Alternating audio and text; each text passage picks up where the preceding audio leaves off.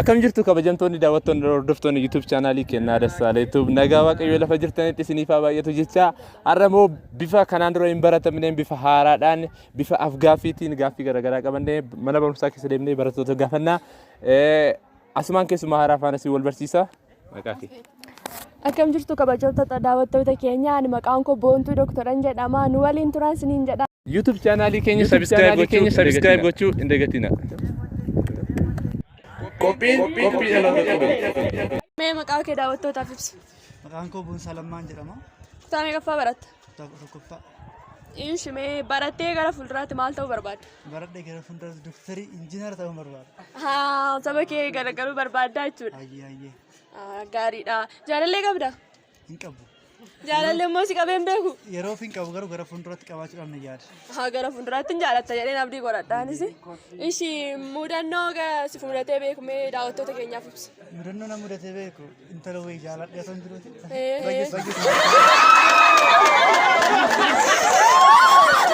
Maqaan koo Asmaaraan jedhama. Kutaa meeqaffaa baratta? Salgaffaa. Ishi mee barattee fixxee maal ta'uu barbaadda? Baradhee raawwadhee ofiif jijjiiree nama jijjiiruu biyya koo jijjiiruun barbaadan. Biyya keetiifis ofiis dhaabachuu barbaaddaa jechuudha. Jaalallee qabdaa? Hin qabu. Jaalallee si qabeen beeku? Hin qabees hin beeku. Ishi mee mudannoo kanaan dura si mudate naaf ibsi. Mudannoo ani na mudachaa ture waan barumsa kanaati. Barumsa irrattis mudachaa ture jechuudha. Hanqina barumsaan qaban sammuu itti fufaan jiran. Hanqina barumsaa irratti itti fuftaa jechuudha gara.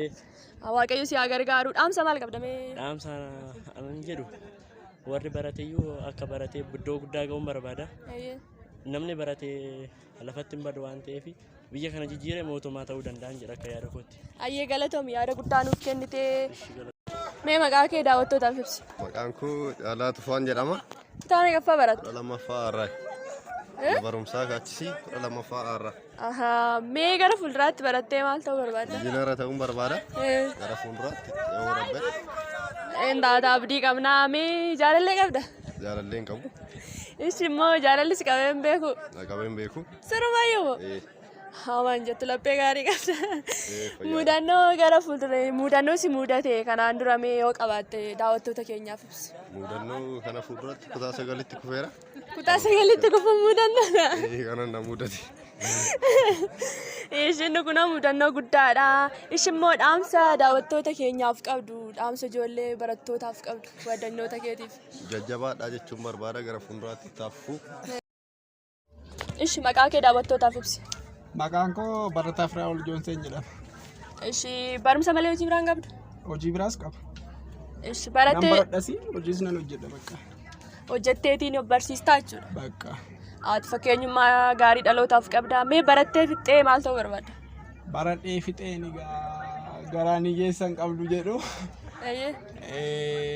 Waan baay'ee garuu waan xiqqoo na witaare amma fakkeenyaaf naachuraalii keessa fiildii bareedaan jiru. Injineeringiidha, meedisiniidha, so paayileettiinis jira.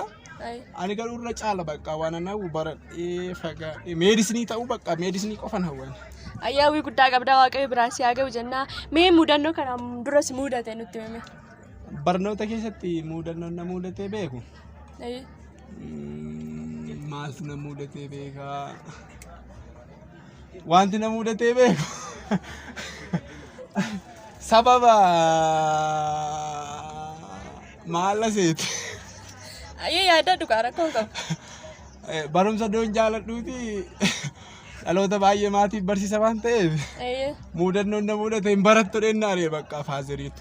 Mudannoon inni qabu kanuma. Mudannoon kee garuu waan baay'ee nama gaddisiisuudhaati immoo itti cimtee barachuu qabda. Jaalallee qabda? Umurii kanatti nan barbaachisuusi. Garuu fuulduratti nan karoorsa. Si qabeen beeku jaalal? Jaalalli na qabeen beeku.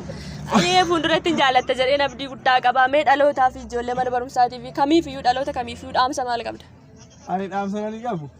Hundumtuu akka baratee cimuun barbaadan. Hundumtuu of danda'uu qaba. Selfi konfiidensii ta'uu qaba bakka. Hundumtuu bakka of danda'ee akka jiraatu. Ayyee dhaamsa guddaa nuuf qabda. Yaada guddaa nuuf hirtee galatoomsiin jenna. Galatoomaa isin kana gaaffii kana dhiyeessuu keessanitti. Maqaan koo Abdii Haftaamuun jedhama. Meeqa baratta? Kutaa 9ffaa. Ishi barattee fixxee maal ta'uu barbaadda? Baradhee fixee ani dooktarii ta'uun barbaada. Abjuun kee doktoriidha jechuudha. Jaalallee qabda? Ammaaf illee qabu garuu gara fuulduraatti haftuu nan barbaade. Waaqayyo si haa gargaaru. Mudannoo kanaan dura si mudate? Mudannoon kanaan dura na mudate illee hin jiru garuu mudannoon kanaan dura na mudate mana barumsaa elementariitti barachaan ture. Achi keessatti waggaa tokkoof mana barumsaa rippiit godheera. Isa malee mudannoon na mudate hin jiru. Mudannoon kee elementariitti kuftee jechuudha.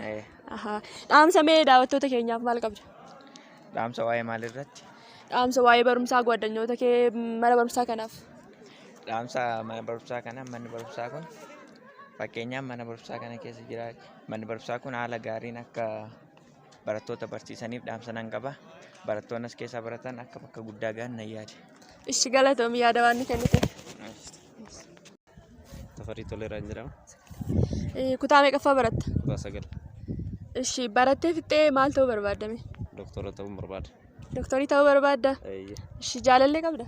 Hin qabu. Ishi jaalalloo si qabee hin beeku? Na qabee hin beeku. Ishi mudannoo kanaan dura si mudate mee naaf ibsi? Mudannoo kanaan dura hin qabu. Mana barumsaa kana keessa yookaan salmattuu mudannoo si mudate hin qabdu? Baadiyaan ture reefu gara magaalaa dhufe mudannoo hin qabu. Mudannoo hin qabdu jechuudha. Dhaamsa mana barumsaa kanaaf yookiin immoo ijoollee goddanyoota kee fi mee dhaamsa akkamii qabda?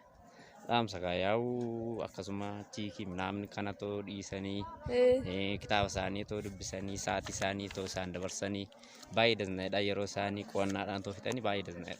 Akka isaan nama hin jaalannee mul'ata isaanii akka hin cufnee fi jechuudha.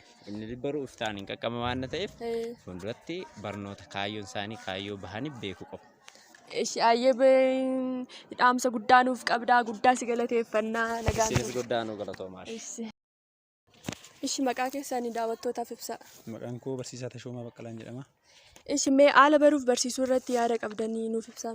Haalli baruuf barsiisuu akka mana barumsaa kanatti bara baranaa kana keessa haala gaariidhaan gaggeeffamaa jira. Keessaayyuu haalli nageenya godina keenya iddoo tasgabbiin hin jirretti baruuf barsiisuun haala ajaa'ibsiisaadhaan gaggeeffamaa jira. Baay'ee namatti tola jechuu barbaade. Yaada gaarii qabdu. Naa'umsi ijoollee mee kilaasii keessattis daree keessatti waan isaan qabanii yaadni isin qabdan jira? Naamusni ijoolleetiin wal qabatee kan jiru naamusni ijoollee giddu galeessa jechuun hin danda'ama. Gaariidha jechuun hin danda'amu. Baay'ee badaadha. Garuu akka haala qilleensa ammaatti gaariidha jennee fudhanneeyyuu barataan hundi haala wal fakkaataadhaan barachaa hin jiru. Barataan giddu galeessi jira. Naamusaan badaanis hin jira. Kun otoo deemamee fooyya'ee gaariidha kan jedhu yaada akkasiin qaba. Mee yaada barattoota keessaniif isin amma barsiisaa waan taataniif yaada barattoota keessaniif qabdanii gara fuulduraatti akka maal isaan ta'an yaada isaaniif qabdan nuuf ibsaa. Gara fuulduraatti barattootaaf yaada ni qabu. Namni baratee jijjiiramee sadarkaa olaanaa irra gahuudhaaf dubbisuun murteessaadha. Naamusa qabaachuun murteessaadha. Darbee immoo ajaja barsiisaa ofii ajaja maatii ofii dhagahuu fi naamusa mana barumsaa qabatanii deemanii sadarkaa olaanaa irra gahuun barbaachisaadha waan ta'eef barattoonni hunduu akka jiranitti gorsa barsiisota isaanii fi gorsa maatii isaanii dhaga'anii barnoota isaanii qo'atanii sadarkaa itti aanutti gahuun isaanii irraa eegama jechuu barbaada. Ayyee galatoomaa waa yeroo keessan nuuf kennitaniif guddaa galatoomaa isiniin jenna nagaan tura. Daawwattoota keenya qophiin keenya kana fakkaata ture isinis nu wajjin akka turtan abdii qabna. YouTube chaanaalii keenya irratti subscribe nu gochuun irraanfatina. Torban qophii biraatti nama walitti deebinutti nagaatti.